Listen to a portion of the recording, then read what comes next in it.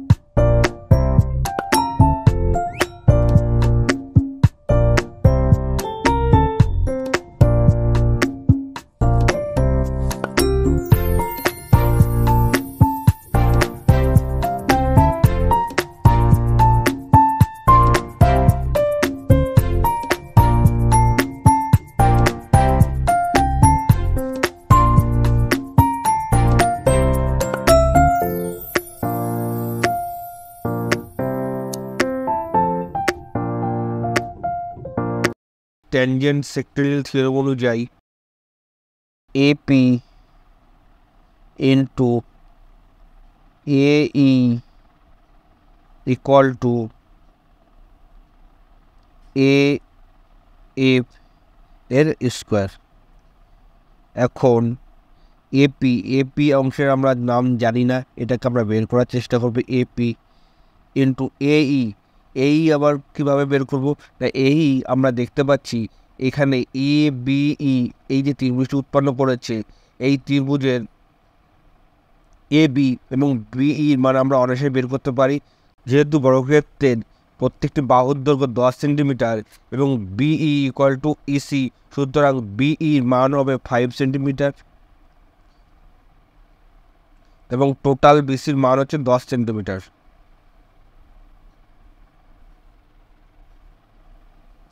সুতরাং আমরা এর মান অনায়াসে বের করতে পারবো।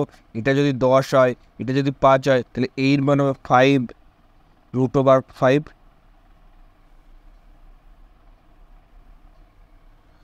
সুতরাং এর মান হবে 5√5 ইকুয়াল টু এএফ এর মান 5, যেহেতু এখানে AF equal to F B, সুতরাং এটা আমরা লিখতে পারি 5/স্কোয়ার।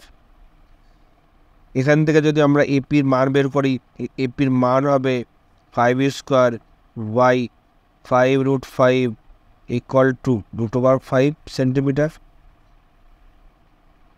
সুতরাং আমরা এপির মান পেলাম 5√5 আর টোটাল অংশের মান হচ্ছে 5, এপির মান পেলাম 5√5 আর টোটাল অংশের মান হচ্ছে 5√5।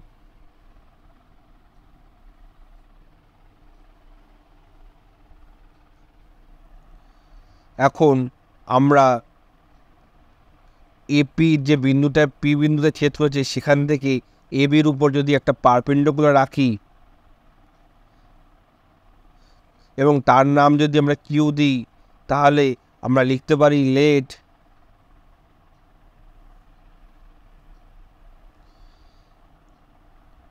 P Q perpendicular AB, then ত্রিভুজ AQP, সর্বসম্মত ত্রিভুজ ABE, অ্যান্ড এবং আর যেটা করতে পারবো সেটা হলো QP by BE equal to AP by AP by AE,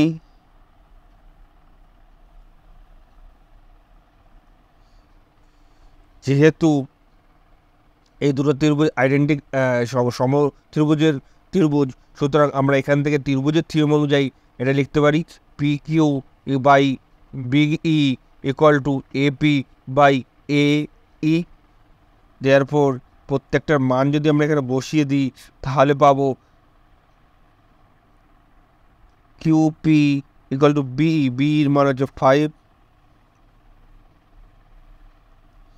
এবং AP এর মান হচ্ছে √5 বাই 5√5। এখান থেকে আমরা QP এর মান পাবো 5√5 by 5√5, that is equal to 1। সুতরাং আমরা এখান থেকে QP এর মান পেয়ে গেছি। তাহলে QP এর মান হচ্ছে এই অংশের মান হচ্ছে 1। এখন আমরা দেখতে পাচ্ছি যে এখানে তিনখানা ত্রিভুজ রয়েছে। একটা ত্রিভুজে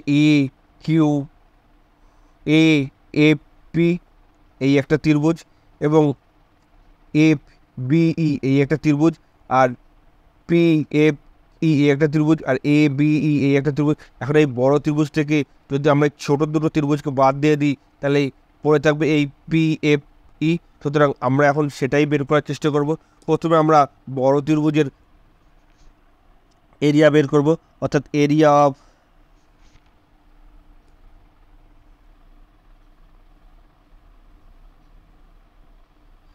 ABE equal to half into 5 into 10, that is 25. Area of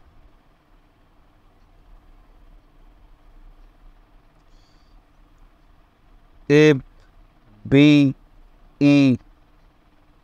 equal to half into 5 into 5, that is 25 by 2.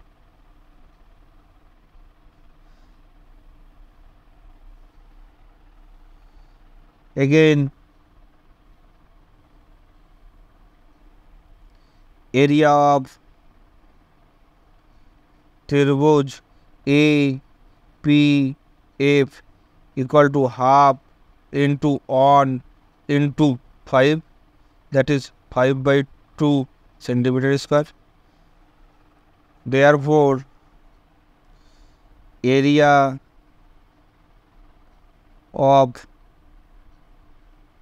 blue triangle equal to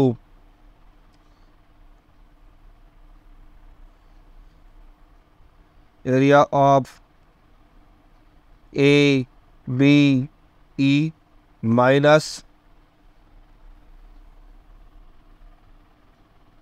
area of Please. FBE minus area of ABF. Therefore, ABE এর area কত? ABE 25 minus ABE, এটা FBE এর area হচ্ছে 25 by 2 minus, আর area of APF এর area হচ্ছে 5 by 2। এটাকে যদি আমরা সিম্পলিফাই করি তাহলে দাঁড়াচ্ছে 2 common, 50 minus 25 minus 5, that is equal to 20/2, that is equal to 10 centimetre square. অর্থাৎ ব্লু ত্রিভুজের এরিয়া হবে 10 সেন্টিমিটার স্কোয়ার। বন্ধুরা, ভিডিওটি কেমন লেগেছে তা অবশ্যই আপনারা কমেন্ট করে জানাবেন। আর ভিডিওটি যদি ভালো লেগে থাকে তাহলে অবশ্যই লাইক এবং সাবস্ক্রাইব করে দেবেন। নমস্কার, ধন্যবাদ, থ্যাংক ইউ।